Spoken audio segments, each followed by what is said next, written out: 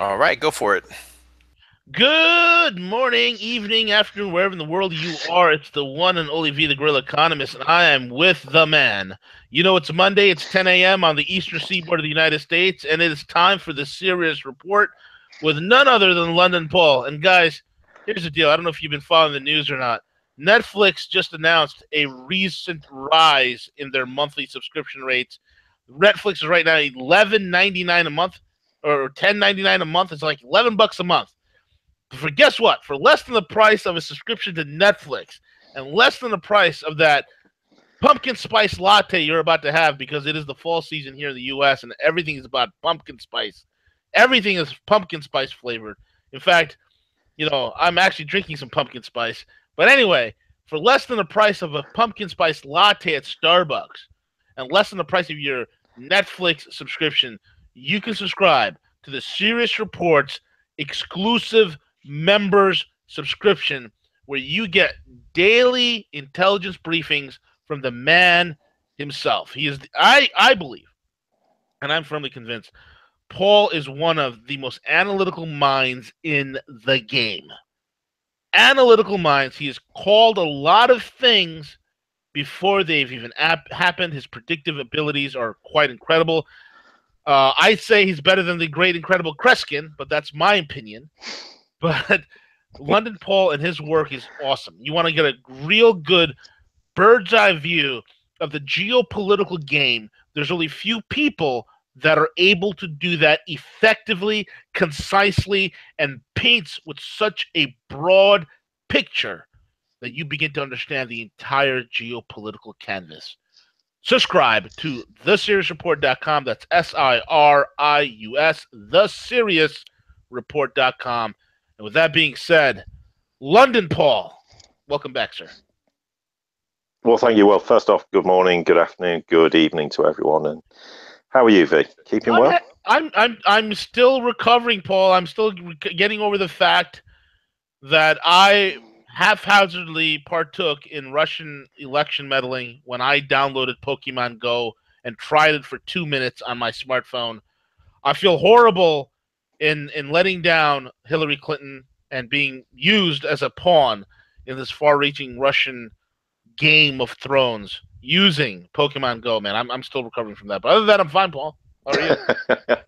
Yeah, well, actually, funny, we've got this kind of hurricane hitting the UK. That's weird. What's going on with that?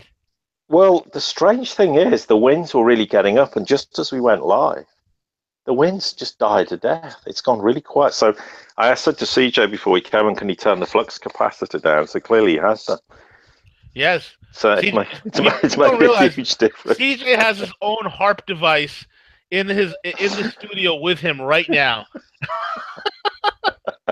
It's our way of hitting back. But yeah, no, that part's fine. But yeah, I thought I'd start, excuse me, with something really kind of small, but it touches on the whole geoengineering and chemtrail thing. And I know there's a lot of debate, and I don't want to spend a lot of time going into it, but something that was said to me quite a long time ago, and I keep meaning to mention it, and I never seem to get around to it, so I thought we'd start with this very briefly. We all remember there was this big, huge play.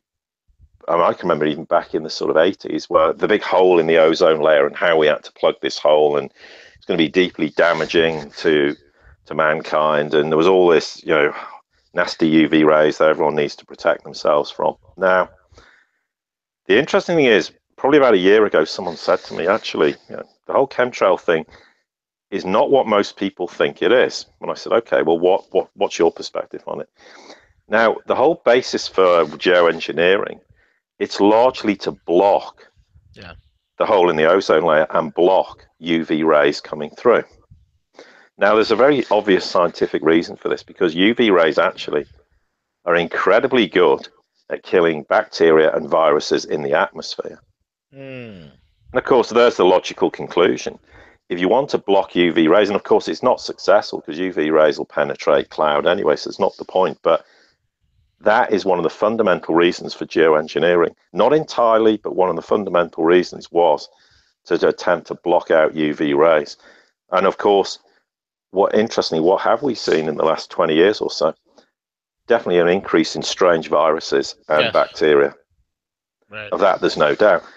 So there's a little bit of thing for everyone to chew on to get things kicked off. I mean, there's a lot of things to it as well, Paul. Um, Look at ever since I'm telling you right now, no one's done this yet, but I'm sure if you were to take the advent of chemtrailing, which really began full force in late '90s, um, and you look at testosterone levels in Western men, you could see with the increase in chemtrailing, you will see the decline of testosterone levels as well. I'm starting to see that and alongside with the vitamin D deficiencies that are on the rise as well because of what they're doing with the sun and blocking out certain rays of the sun that are beneficial for the synthesis of vitamin D. And on top of that, Paul, vitamin D plays a very cohesive role in testosterone production as well. So there is definitely a war against the Western man.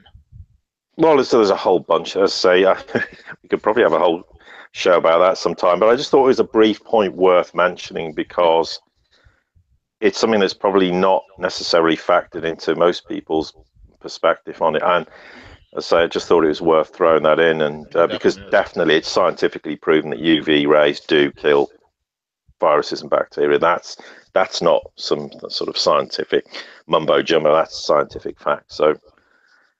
And there's probably reasons why that would be the case, which is quite obvious to most people and probably everybody listening here, definitely. But anyway, I guess we can just move on. I think there's a few points worth talking about China, and you mentioned the fact that you've got this 19th National Congress of the Communist Party of China's being held. And I think there's some interesting points worth talking about China's actual economy before we get onto it now. There's a big play mentioned about China's debt. We've talked about this before, but they don't have any external debt. So therefore, internally within China, it's very easy for them to cancel the debt out. The other thing is everyone thinks China's got $3 trillion worth of forex reserve. It's actually 12 trillion. Wow.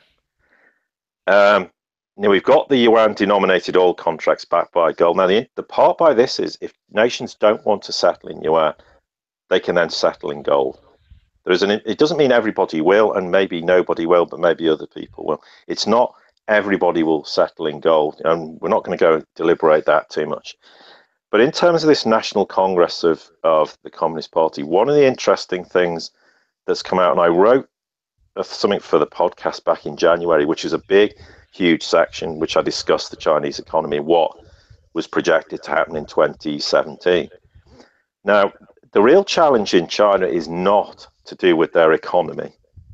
The real challenge is rotating the Chinese political system as the country becomes a consumer-based society and everyone moves into the middle class. That's the fundamental challenge, and one of the big things that will be under discussion at this 19th National Congress, as well as all the financial things you highlighted earlier. The thing with this, there's got to be huge structural changes in their economy and their political structures and social changes, but they have made massive changes. In 2016, for example, they cancelled well over 600 bureaucratic measures to streamline and improve their government departments. Wow. They've reformed the business operations, so they've increased employment, they're cleaning up the market environment, they've put this massive supply side structural reform that relates to tax policies, regulatory policies and monetary policies. And they've made these massive changes in terms of industrial capacity and housing, cutting corporate costs, improving weak economic areas, and they achieved all this ahead of schedule. And this supply side reform is a main component for their economic and social development during these current 5-year plans, which you highlighted earlier. Yeah, I mean, these 5-year plans are generally the next 5-year plan's been planned 10 years ago. But they have this very sort of regimented approach to dealing with things. Now, one thing that's worth mentioning is these ghost cities. I mean, I've had people talking for years that the Chinese were just looking to spend some money to stimulate some phony growth in their economy and building. No, they weren't building cities for that reason. They built them as part of the One Belt, One Road initiative. It was all about stimulating growth in certain areas of the country. It was about populating these cities with future One Belt, One Road initiatives, which will be integrated into these cities. And that was the whole purpose. They weren't just built randomly to spend some money to stimulate the economy. There was a strategic approach to this, and you'll start to see these cities are now being populated. Well, let me ask you the question. You made a very valuable point, right? It was the Western commentators that would laugh and in a condescending way look at the cities that are being built in China, saying, look at the ghost cities. They're just building because they're trying to prop up a real estate bubble." Why is it that the West continues to have a condescending viewpoint on China? They still treat China like they're idiots. Well, precisely. Yeah, I mean, but this is just a bit of arrogance and ignorance and the idea that, the West will always prevail. But, in terms of research and development, the Chinese increased, in a 15-year period, research and development threefold. And it was pretty high even in the year 2000. We're talking probably 10 to 15 billion US dollars equivalent to that time. And this is part of this innovation-driven industry. They want to move it towards the high end of technology, and they've made some incredible scientific and technological breakthroughs in the last year to 2 years, 3 years, whatever. And you can easily find them. You can just go into Google and see what they're doing. And it completely contradicts this idea that China steals everyone else's technology and just blueprints it and passes it off as their own. They absolutely don't do that, and they have no intention of doing that.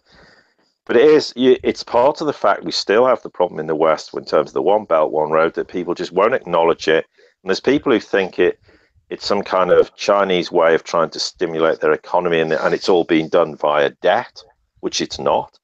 And no, they're buying up assets, dumping dollars, and investing in those assets, which stimulates growth in the country. And as China rotates its economy and becomes more consumption based, it also has a stake in the supply chain.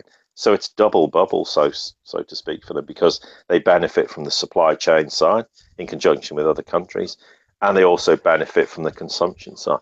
It's just very intelligent economics.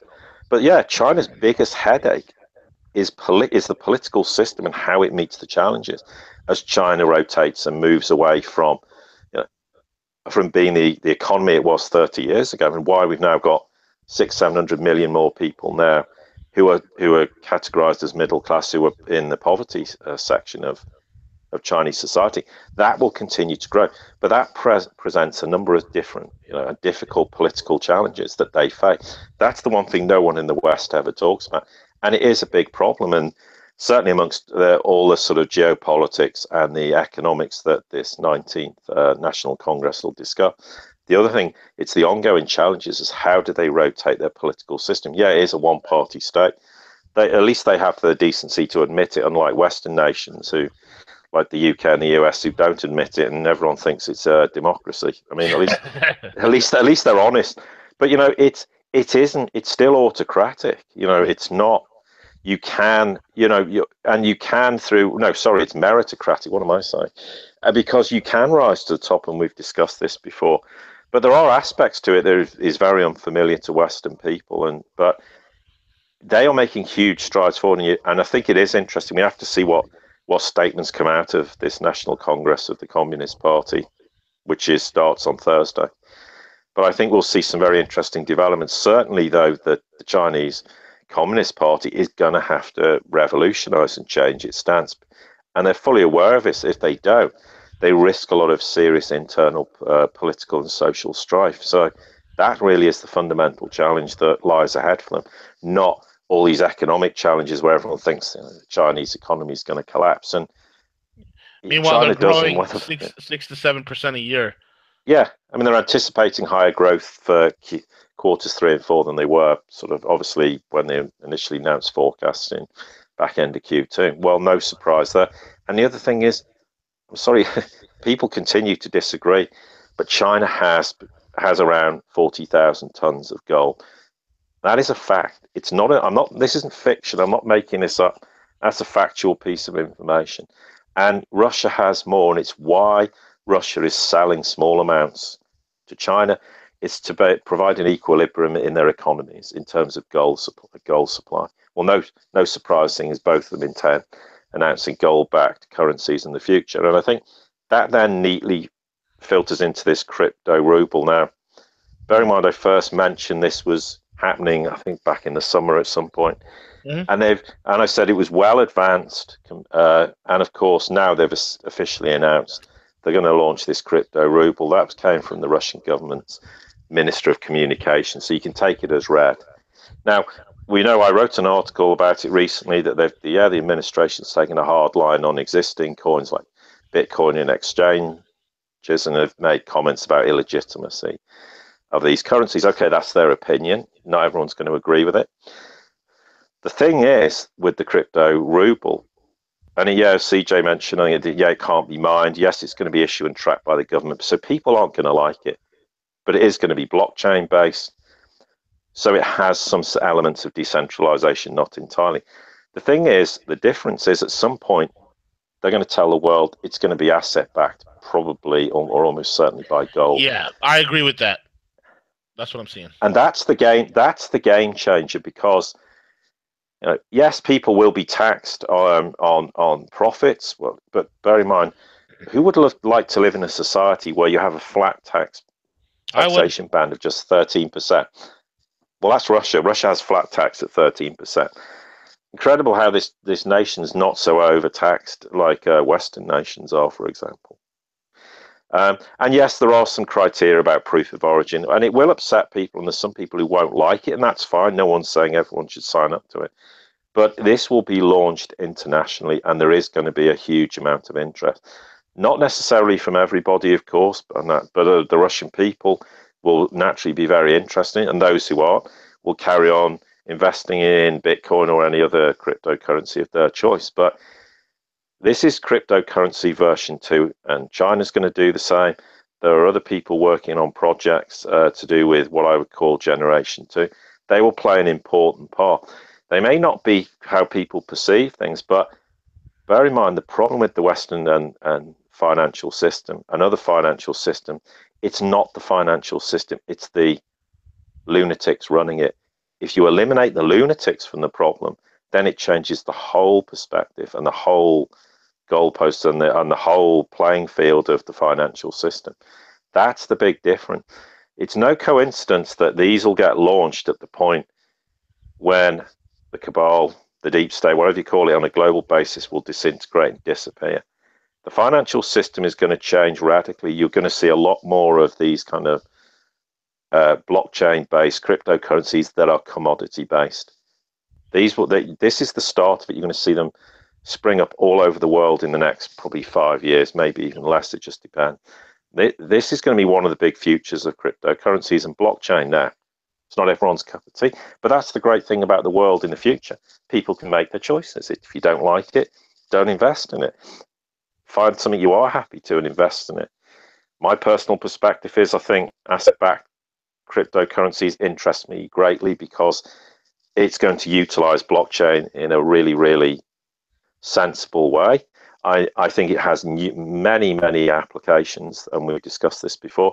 It's going to be stable, and it certainly will be used for trade and other mechanisms, and particularly if Russia and China roll these out globally and other nations do, it will be used in trade. And in essence, it forms the backbone of gold trade notes, for example, between nations or organizations, however people want to handle those transactions. So I do think this is very interesting. And again, when I came out with the comment that Russia would do this, I had people, not people on the show, but other people saying, this is nonsense, you're just making this up. Well, no, once again, we're not making things up, we're telling the truth. And we've proved again to be correct in what we're saying. So not trying to blow my own trumpet too much, but we do get people who constantly disagree with us, and we get some pretty vitriolic emails to the contrary. But the proof of the pudding is how things unfold, and cryptocurrencies will go through a huge evolutionary process, but they're here to stay. That's a definite. Blockchain is here to stay, and they have a very bright future. It just might not be exactly how people perceive them now, but I say if you don't like it, you can invest in something else. That's people's right. And at the end of the day, the whole point of democracy is choice. People have choices they can make, and that's up to them whether they agree with it or don't agree with it. Exactly correct. Or they can invest in Pokemon, Paul. Pokemon is something that is. Oh man. I'm looking at all the great advancements that other countries are doing. I'm looking at uh, people that are, populations that are becoming much more advanced in educationally, academically, scientifically, technologically. And I'm looking at my own country, and I'm hoping and praying to God that people wake up here. The biggest thing here, Paul, is what is the stupor that so many people are under right now. It's beyond me, man. It really is beyond me. It's getting frustrating to the point because I'm scared right now. It's like I'm waiting for the 2018 midterm elections to come and go, and I keep saying this, if that election comes and go, and your Mitch McConnells are still here, and your John McCain with his half-eaten tumor brain is still around, and Lindsey, tickle my butt Graham is still around, that's a problem. I don't think I'd want to be here after that. Well, you say, but the UK is the same, and it's interesting. I think something that's not really been, well, unsurprisingly, has slipped under the radar. There's recent statistics came out that this is a revision in the national accounts. This is in the UK. This is in the Office of National Statistics. They have this so-called blue book. Now, apparently, turns out Britain is nearly £500 billion poorer than we thought. Oh, good. And it no longer has any reserve of net foreign assets to protect its, economy against future damage. Or, people have highlighted Brexit. I mean, that's a challenge. But yeah, well, let's file it under that. So now, what this revised figures show is that apparently the net international investment position went from a surplus of 470 billion to a net deficit of, well, roughly 30 billion. Now, that's equivalent to about a quarter of the UK's GDP. Now, what this shows is that the country owns far fewer international assets and owes far more to foreign investors than was previously thought. Now, my question is, where the hell did these £500 billion just suddenly go missing? Now, this is effectively a write down in the value of what you might term UK PLC. Now, therefore, that weakens the currency. And also and it's harder to defend the British debt markets against a run on the pound. And particularly, people say after Britain leaves the European Union, well, don't really care about the whole Brexit thing. It's just, we say, grand theatre. But it's incredible how £500 billion just disappeared out the UK economy somewhere. And the question is, okay, the Office of National Statistics have highlighted it, but at what point is someone going to sit down and go, hang on, where the hell did this money go? But it's another example of why the UK economy is in an absolute mess. I mean, yes, the US has huge problems, but the UK has huge problems too. It may not be on the same scale as the US in proportionate terms, given the different GDP and the size of the countries, but in real terms, the UK has massive problems, and this is kind of an absolute sledgehammer to the UK economy, and actually may highlight why people were referring to Brexit as being a problem without actually realizing it isn't Brexit that's the problem. It was this glaring £500 billion that's gone missing. And have we seen any damage to the UK pound as a result of it? No. Has the FTSE been impacted? No. Is anyone really reporting it? Well, next to nobody. So, but it's an interesting bit of information and highlights that the US has huge economic problems, but the UK equally has massive economic problems. And I'm trying to find an answer to the question where all that money disappeared to. Well, Paul, I'm still trying to find an answer to where the missing $9 trillion that the Fed lost. I'm still trying to figure that out, Paul. Yeah. I would also what happened to all the Pentagon money that just vanished? Oh, you mean like the $2.3 trillion that just disappeared? Because, you and I both know money just disappears. I mean, ask John Corzine from MF Global. Money just disappears. Ask Bernie Madoff. Money just disappears. We all know that. It's not transferred anywhere. It just vanishes into thin air. Yeah. No, well, quite exactly. What else? You touched on Austria, and I think it's worth mentioning a bit about the election, because I mean, everyone thinks, well, with all due respect, Austria in the grand scheme of Europe is a pretty small country, but we focused on before that this big sort of rotation away from a Brussels European model to a European model fit for purpose where countries will be sovereign and trade with each other exactly how the European Union should always have been. Now, this foreign minister, Sebastian Kurz, he called for this snap election after he was chosen as the leader of this conservative Austrian People's Party, which is the OVP. Now, this was because there was tensions and issues with the coalition partner at the time, which is the left-wing Social Democratic Party, which is the SPO. Now, according to these preliminary results out, that he's leading sufficient to form a government, but he'll have to be a coalition government. Now, the OVP is followed by this party called the FPO, who's supposed to be right-wing, whatever that means. I'm always a bit sceptical of these terms levied at political parties. But anyway, they're in second place, while the SPO is likely to finish third, not much behind. But the rationale is that the OVP and the FPO will form this coalition government, which will take them, well over the 50% required to form a government. Now, this foreign minister, he's 31 years of age, so he is the youngest European leader in modern history. I don't even know how far back in sort of old and ancient history that's the case. But so he's also interestingly said he wants to replace this constituency selection process with a whole bunch of independent candidates backed by the party. Now, the rationale apparently behind that is he just wants the best people in his government, which is the way government should be. We shouldn't go, well, actually, I'm just going to put this person in as the Chancellor of the Exchequer in the UK, who doesn't know how to spell the word economy, never mind understand what it actually is, etc., etc. So that's an interesting development. Now, the final result will come in on the 19th of October. So what are the implications of this in a broader sense outside of Austria? Well, this Kurz is an interesting character because he talked about wanting a gradual lifting of Russian sanctions. And at a recent meeting this is the OSCE, it's the Organization for Security and Cooperation in Europe. There was a meeting of foreign ministers there, and he stressed that peace in Europe can only be assured in cooperation with Russia. And he also opposed the sanctions imposed on Russia by the US in August, related to the whole Nord Stream, etc., etc. Now, the belief is that Kurz isn't going to be able to lift anti-Russian sanctions and move towards this dialogue because of other EU nations. And well, yes, in the short term, that's entirely possible. In the long term, absolutely not.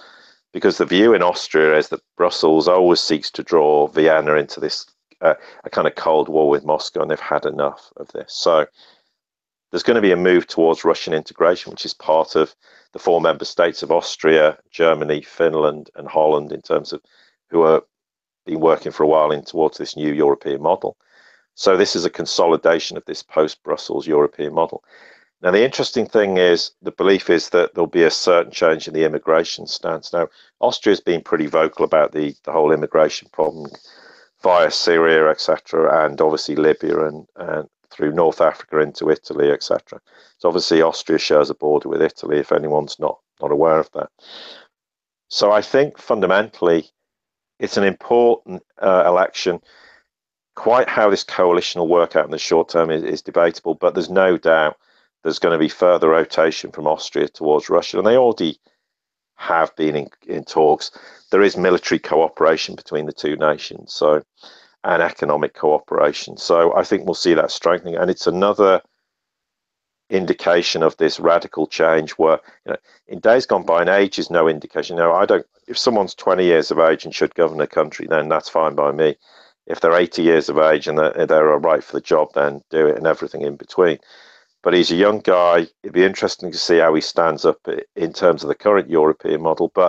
And this is a big sea change in Austrian politics, and likely a very big indicator of how we'll start to see them publicly rotate more towards Russia, more towards the anti-sanctions perspective. And in the process, it just strengthens this move towards this post-Brussels European model. But we await with interest to see what happens. But it's one of those small nations that a lot of people won't focus on, but it has a big part to play in the new European model.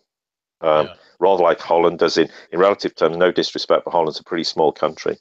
But it's going to have a huge say in the future of Europe, as will Germany. And France is going to be dragged along, as we said before, by Germany in the process. Finland's another example, and we're already seeing nations like Hungary who are standing up to the European Union, and as will other nations in the east of Europe, like the Czech Republic, Slovakia, Slovenia, etc. So there is already divisions in the European Union that are pretty strong, and this election is only going to increase those divisions and eventually lead to the fracture and breakup of the Brussels European model, which absolutely has to happen and will happen. Yeah, I agree with you wholeheartedly, man. I think the whole entire Eurozone is being refashioned, which is pretty interesting with this recent win in Austria and also the recent decertification of the Iranian nuclear deal. How do these things play out, Paul? Yeah, well, I think we need to. The next thing was to talk about Iran. Let's have a very. I mean, I always don't like to make assumptions because you get new people listening all the time, and you may not be aware that the basis of the Iran nuclear deal was in July 2015. Iran signed this JCPOA agreement, and which was the group, it's called the P5+1 group of nations. Basically, that was the 5 permanent members of the UN Security Council, so China, France, Russia, the US, right, and the UK, and Germany was the +1. And that came into force in January 2016, which was the idea we would get this gradual lifting of economic, diplomatic sanctions imposed on Tehran in exchange for Iran closing its nuclear program.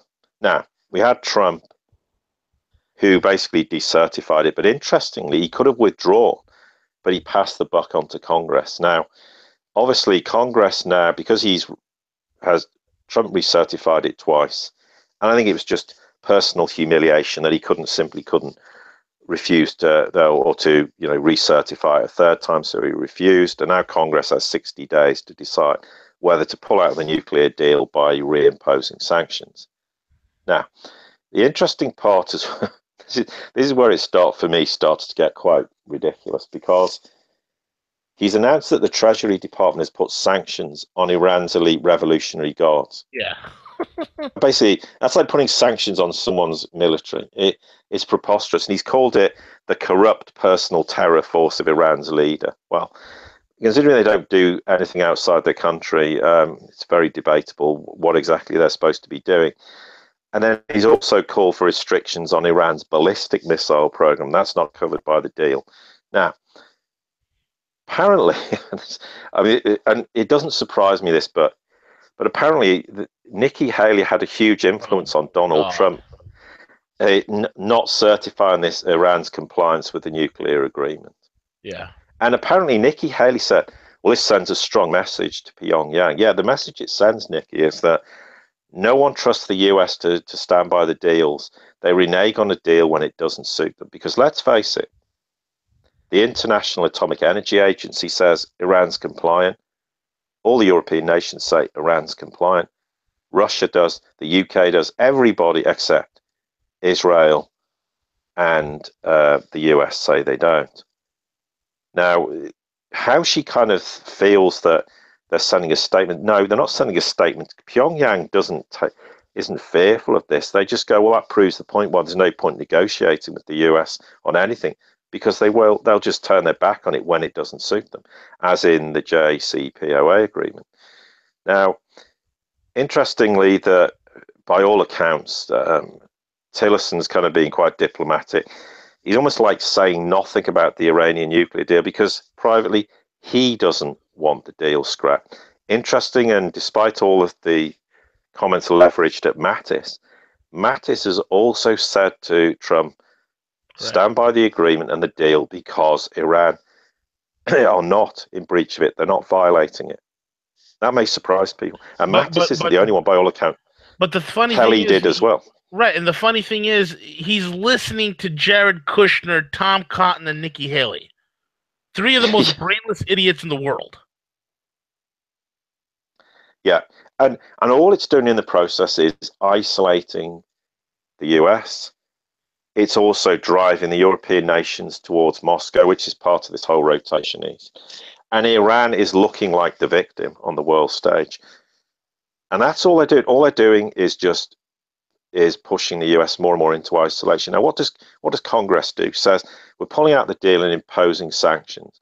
And the rest of the world's going to go, well, we're not imposing sanctions. So what's the US going to do exactly? And in the process, what's Iran already doing? And there's some interesting developments. Iran's now saying that at the moment, and this won't apply to Russia and to China, but with other nations such as obviously Total, which is the oil and gas major in France, the Spanish refineries, they are asking to settle oil contracts for now in euros. And it's told its trading partners owe it billions of dollars that it wants to be paid in euros rather than US dollars.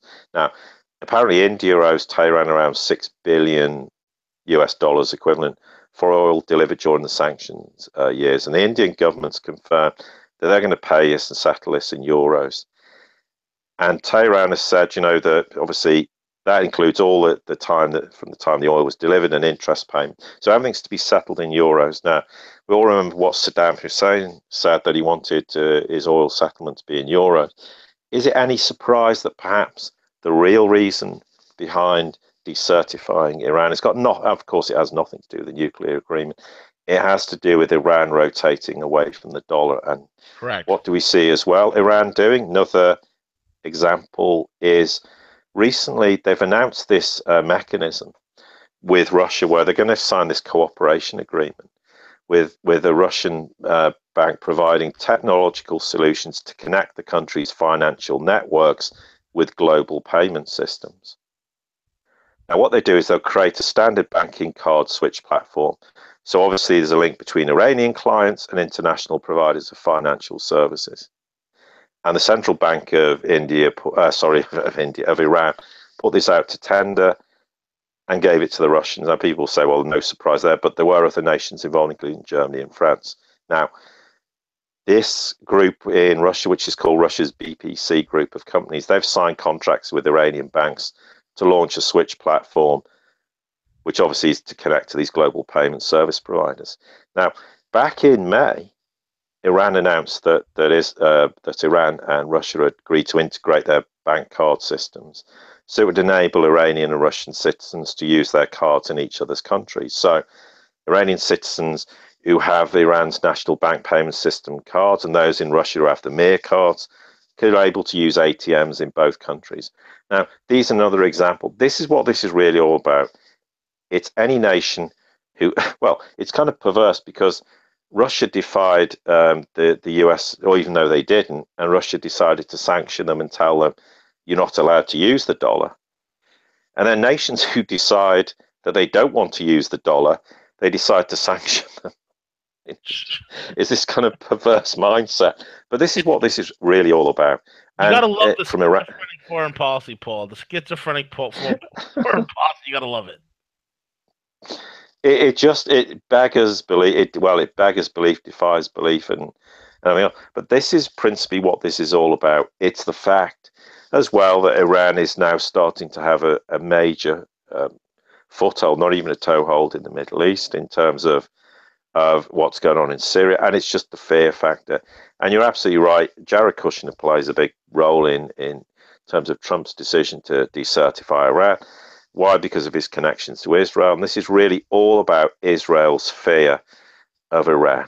And even though Iran has got no intention of invading Israel or any such nation in the Middle East in the process.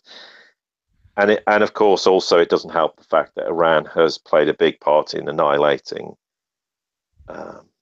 ISIS, whatever you want to call it, in the Middle East, and principally in Syria more than anywhere else. But that's the reality. And really, at the end of the day, in the past, the world would have all leapt behind and been highly supportive of the US, but those days have gone.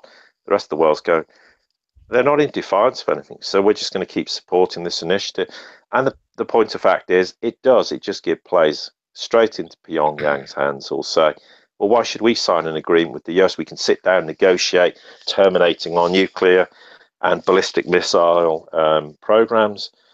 And what are the chances that before the ink's dry, the US will already renege on the sanctions that they've agreed to remove, as part of that process? Because they've done it before twice with North Korea. So why should North Korea take it seriously? And that's the reality. Now, we've talked about North Korea, and there is this whole once again, the US is backing off and they're talking about diplomacy, although, was it Tillerson said there'll be diplomacy until the first bomb's dropped? Well, a bit of a foolish statement, but the reality is there will be diplomacy. And why? And I hate to sort of pick on the US missile defense systems, but we talked recently about the fact that there was missiles flying over Japan, and these air defense missile systems did absolutely nothing. Well, the real reason behind that is that because of the altitude of the missile, there's no US system able to reach it. So neither Japan nor the US could have intercepted the missile because none of the ballistic missile defense weapons in existence can reach that height. Basically, what they're designed to do is take down a missile at its final kind of terminal stage, i.e. when it's falling from the sky towards its target. Now, the argument should therefore be, well, they should be able to take down an intercontinental ballistic missile in that terminal stage. Well, I've been told apparently that's not the case. Now, the reason is that this Aegis system has apparently displayed all these results in test fires against short-range and medium-range targets. But this was not against the intercontinental ballistic missile, and only once it was against these intermediate-range ballistic missiles. So even though the THAAD and the Patriot and the Aegis have done fairly well in tests, the tests were designed to be very simple, they were carefully staged and used mostly against short-range targets. So the belief now is that the US perhaps has a 50-50 chance of hitting one of these missiles even in the terminal flight state. But that's on the assumption that, for example, the North Koreans were not deploying decoys or electronic jammers, which you'd think logically that's exactly what they do. Right. So this then posed the question. I then posed the question, okay, well, is there a US system that's supposed to provide the ultimate deterrent for intercontinental ballistic missiles that would, for argument's sake, hit US soil? Now, I'd heard of this before, but didn't know a lot about it, and probably some people have heard it. It's called the Ground-Based Mid-Course Defense, or the GMD. Now, that's supposed to defend the US homeland. However, and this is what I was told, and people may choose to disagree, and there may be people out there who know better, but what I was told is that the GMD suffered from numerous technical and engineering problems, and when it was tested in controlled conditions, has not demonstrated, and this sounds pretty serious, that it can provide a reliable defense excuse me, against a number of even small, unsophisticated intercontinental ballistic missiles. So Mattis's claim that the Pentagon has the situation under control and can deal with any nuclear threat would actually suggest that the US mainland, Japan and South Korea are actually not protected from a potential intercontinental ballistic missile from North Korea. Now, I'm not suggesting North Korea has the capability to hit the US mainland by any stretch of the imagination, but it would suggest that in a sort of nuclear war situation, the US is vulnerable to intercontinental ballistic missile should, and it's not going to happen, but if you want to apply the letter of the law in this, that somehow Russia decided to wage war on the US, it's never going to happen. But if they did, the US is vulnerable to intercontinental ballistic missiles. The other interesting thing regarding the THAAD, which I didn't know either, apparently it's primarily only being deployed in South Korea to provide, it's not to provide protection for the population, but to buy time for a military counterstrike. It's not actually there to stop people being killed. I don't know what, 25 million of the population. Yep. So the belief in this missile defense system could prompt the likes of Trump to think that, we can escalate in response to North Korea's provocations without having to worry about a potential North Korean response. Now, yep. I'm not saying any of this is going to happen. I don't think the US is going to be stupid enough to launch a preemptive strike. If they do, we've discussed this before. I don't actually think that the North Koreans have the technology or the capability to hit the US mainland or Guam for that matter. But what it highlights is that as much as we've been critical of US missile defense systems, it also appears that this ground-based mid-course defense system, the GMD, is not actually up to protecting US soil itself in the process. And they're pretty damning statements, but if that is indeed the case, then it presents the US as a nation in a very different light, and precisely why probably the likes of Mattis and the US and the Pentagon and US military personnel have all been saying, walk away from North Korea and don't get involved. Because the last thing the US needs to take the risk is that, let's say for some reason North Korea did have the technology, and I say I don't think they do, but maybe, you know, some people will say to the contrary that they do. If they did, what is the risk that they could hit the US mainland? And can you imagine how would the US respond to being hit by an intercontinental ballistic missile it wasn't able to deal with, even as it enters, you know, its target in the sort of terminal phase or terminal state of the launch, between the launch and its, you know, carriage through at high altitude and as it descends to its target. That's incredible, and it doesn't surprise me, but it probably explains why there's this huge sort of disparity between what Trump's saying, this high octane rhetoric, and why the US military keeps saying no, diplomacy is the way forward, and trying to walk away from problems, because they full well know the risks that it could pose if, you know, North Korea has that missile capability. And people will argue to the contrary that they do or they don't, but it does present things in a pretty serious light from my perspective. Yeah, I mean, absolutely. It's a joke. We don't have anything to protect anyone. I think these guys, if anything happens, it will be the elites who will be able to escape to their mountain fortresses, you know, deep in NORAD or whatnot, Paul, while the rest of us are just basically gone. We'll be glowing in the dark, you know. And it in essence, yeah, that's a very true. And of course, that these people who run countries don't give a damn about them, whether it's in the US, whether it's the UK. Everyone knows that. So of course, yeah, everybody is collateral damage to them.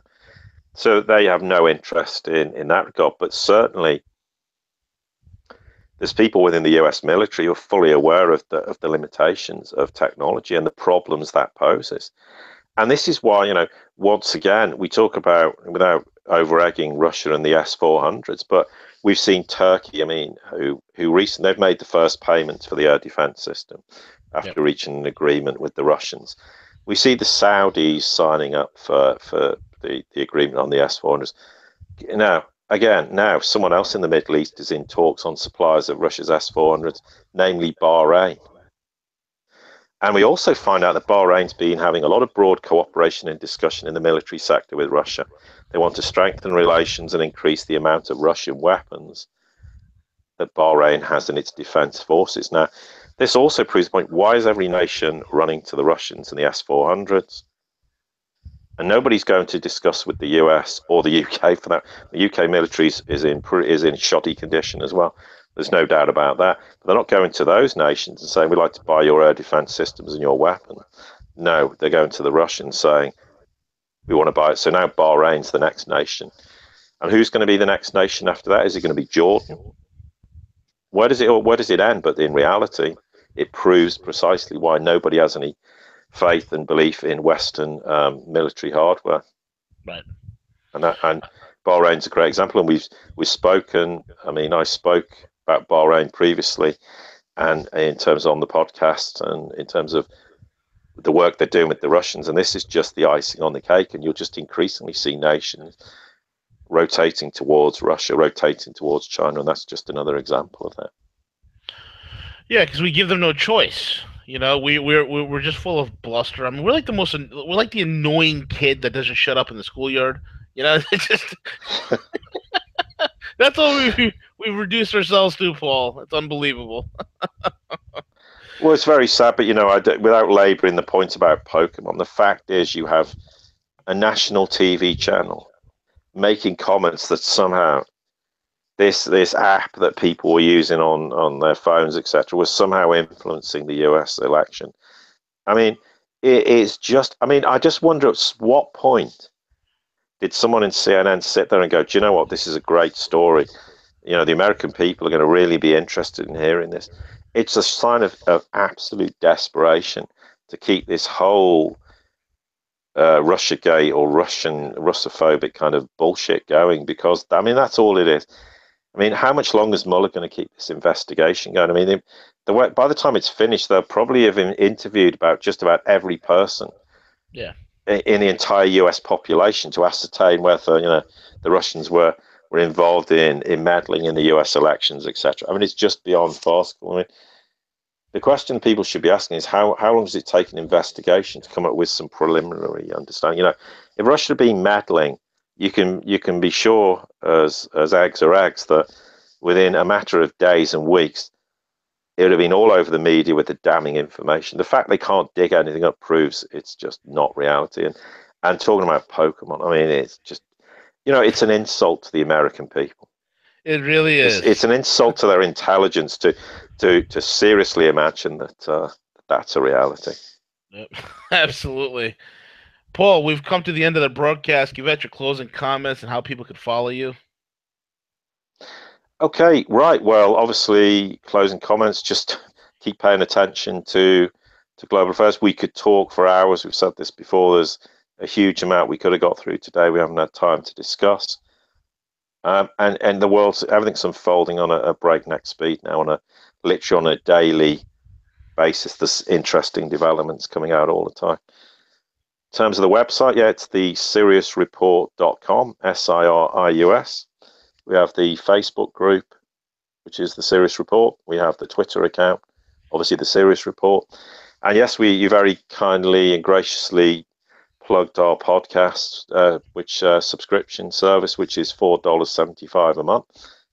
You get about 22 podcast months. Sometimes we do double podcast, like normally with Mondays with doing the show, we tend to do a double podcast on Tuesdays. That just works out better in terms of the time that I need to devote to spend on that. But we think it's very valuable information and people keep subscribing. So we're very grateful for that. And thank you very much for everyone who supports us. And obviously, particularly Rogue Money and everything they've done to support us too. And they've been very gracious that we started doing the weekly shows in January, and we really enjoyed doing them each week. And there's so much we can talk about, and we encourage people to subscribe and support our work, because the people who've already subscribed have helped us a lot in terms of developing how we do things and the services we can offer, because there's only the two of us, so we are a bit sort of hamstrung in that regard. But yeah, thank you to everyone, and we'd encourage you to subscribe. I don't think $4.75 is a huge amount of money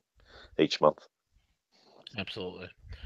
And with that being said, folks, thank you all for listening in again. Subscribe to the channel and hit the notification bell so you'll alert it to the next time that London Poll is on, which is every Mondays at 10 a.m. on the Eastern Seaboard. Thank you all for listening in. And once again, take it away, CJ.